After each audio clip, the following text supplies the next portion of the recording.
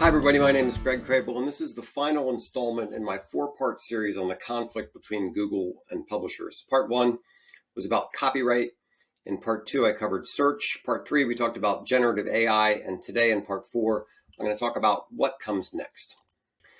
So human society needs to have two different attitudes towards change. We need the spirit of exploration and discovery so we can find new things and grow. And we also need to be cautious because some of new things kill you. If you look at most new technologies, they offer great hope and promise, but at the same time, there are areas of concern. For example, back when they figured out how to fill cavities, that was fantastic. It was much better than having your tooth pulled. But at the same time, you're introducing this crazy new substance into your body, and they weren't exactly sure if that was a good idea. In some cases, a new technology solves one problem and causes others. Plastics are a great example.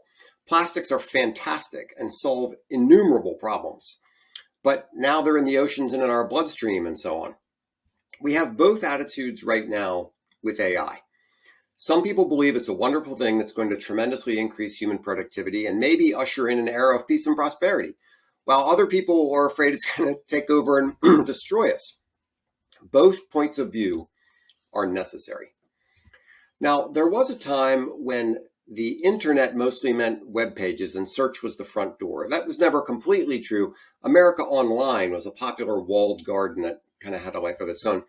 But over time, search as a discovery tool for web pages has been displaced to some extent by other tools, apps, email, social media, and so forth.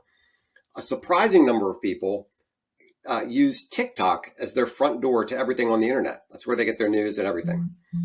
In addition to all this, answer bots like ChatGPT will cut into search's share of our eyeballs. As I mentioned earlier, why settle for a list of potentially valuable links when you can just get an answer to your question?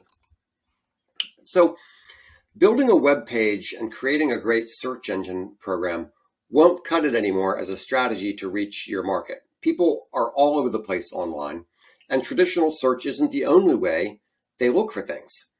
Focus your attention on where your market spends their time. This might require you to change your format or your style.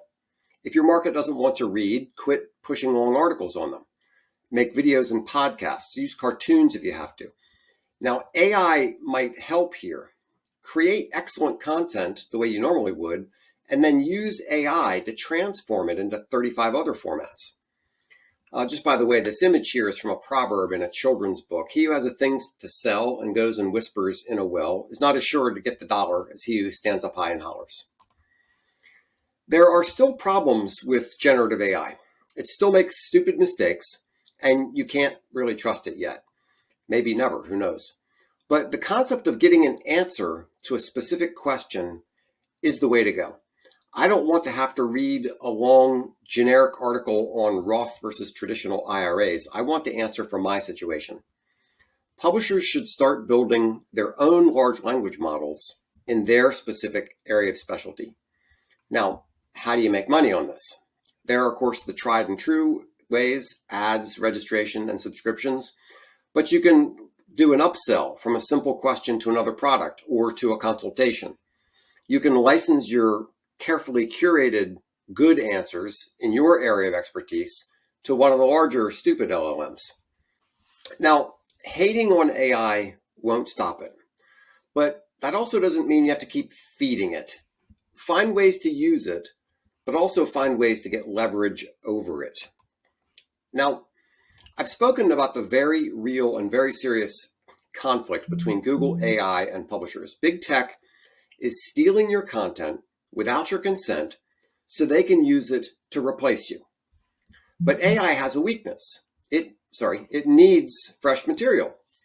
If, as some people say, AI is going to flood the internet with a tsunami of bullshit, what content will LLMs train on?